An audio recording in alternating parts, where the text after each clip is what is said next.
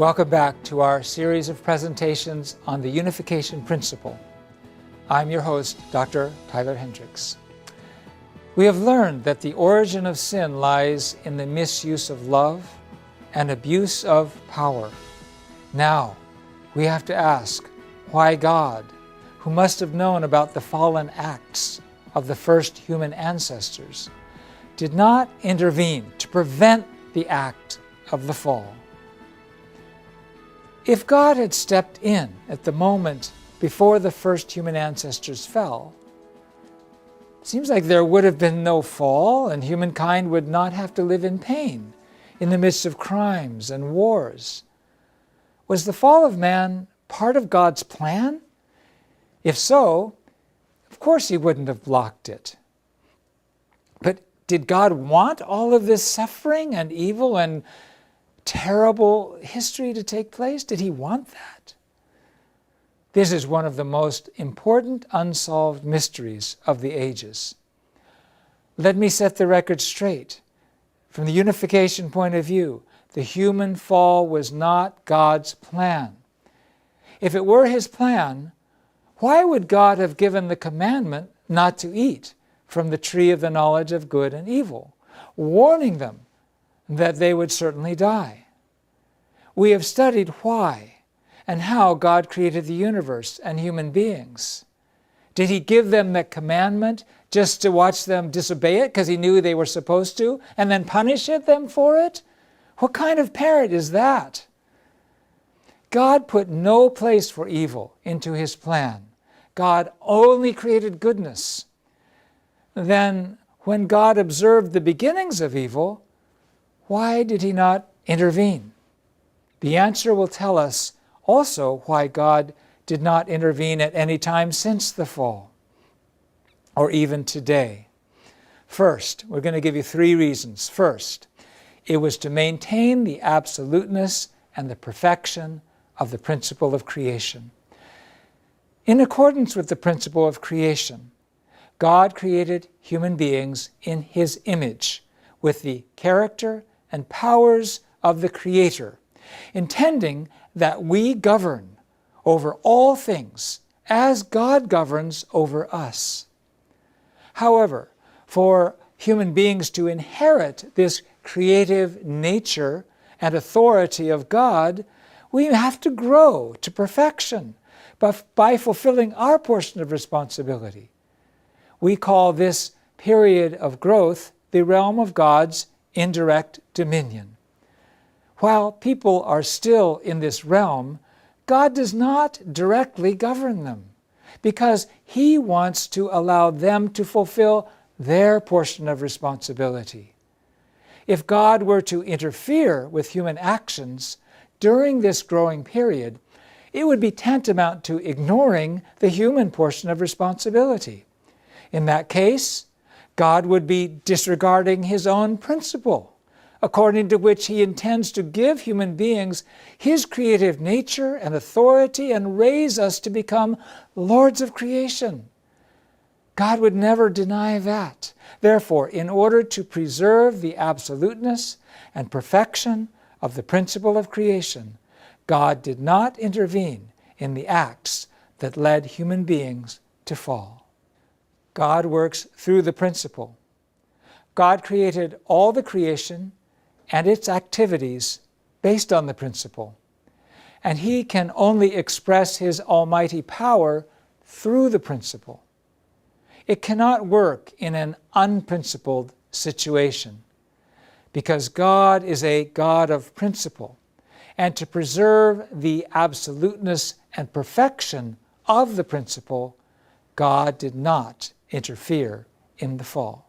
Second, in order for God alone to be the creator, God only governs over a principled existence that he has created and does not interfere with unprincipled acts.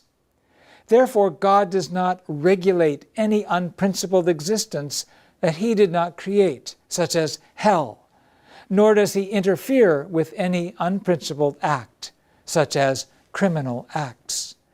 The reason is that if God were to affect the course of such acts, they would necessarily be given the value of God's having created them, and thus they would be recognized as part of the principle.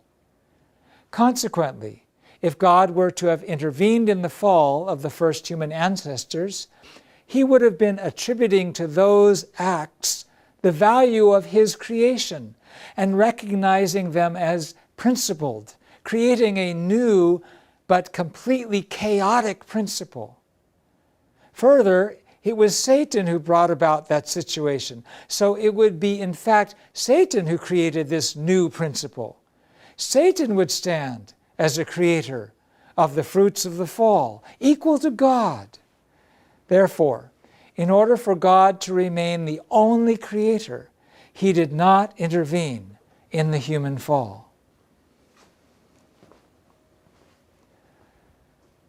God is not an unprincipled God. He is a principled God. Satan, or an evil spirit, or an unprincipled criminal have nothing to do with God. These things cannot be part of God's creation. When it comes to unprincipled crime, because it is in the human portion of responsibility, God has to keep silent. God watches the unprincipled criminal acts while feeling tortured, miserable, so sad we can't even imagine. During the growing period, God only intervenes based on the results of our words and actions, for which we take responsibility. The third reason God did not intervene was to make human beings, us, the lords of creation. God is the God of heart. God's heart takes substantial joy in his human man, woman, boy, girl, object partners.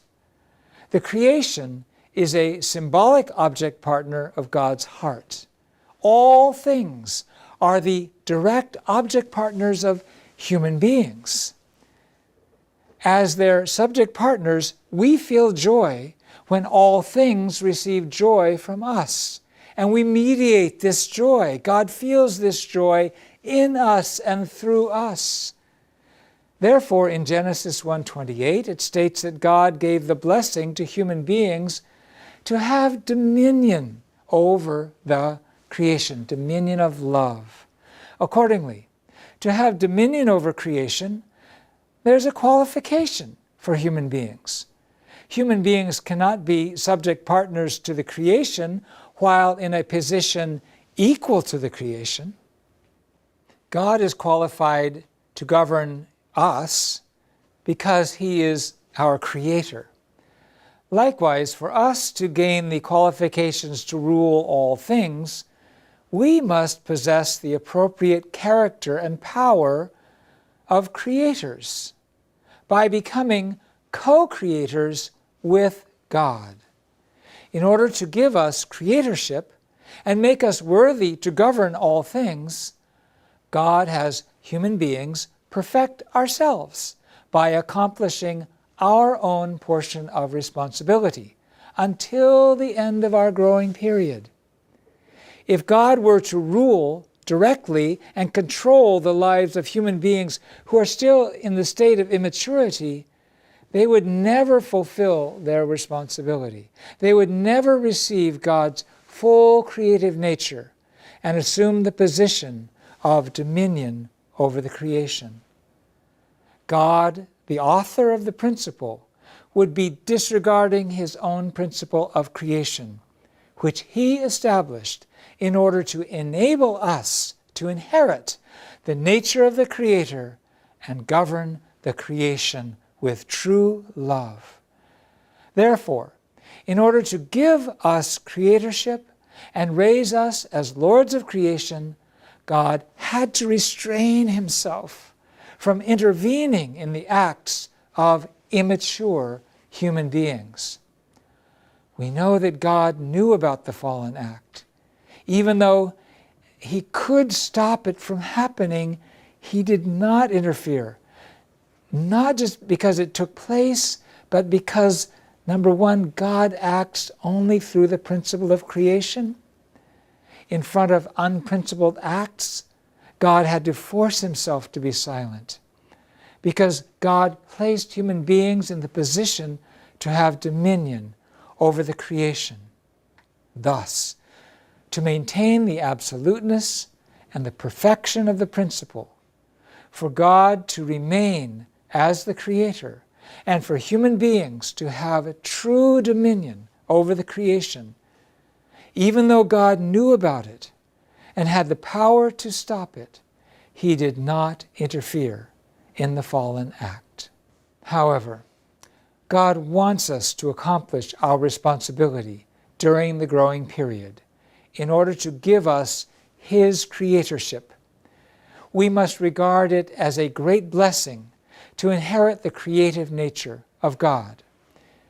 If we take into consideration that the purpose and quality of godly creativity is completely different from the creative nature of fallen human beings, we will be grateful that God did not intervene and want to fulfill our portion of responsibility and receive God's creative nature. Whether or not people believe in the fall or in religion, humankind is aware that something is very wrong with the world. That is why in every culture we find an expectation that the world is going to end. This is often called an apocalypse. What does this belief tell us? How does it give us insight into the direction of history and what will come in the future? We will discuss this in our next session. Thank you so much for listening. See you then.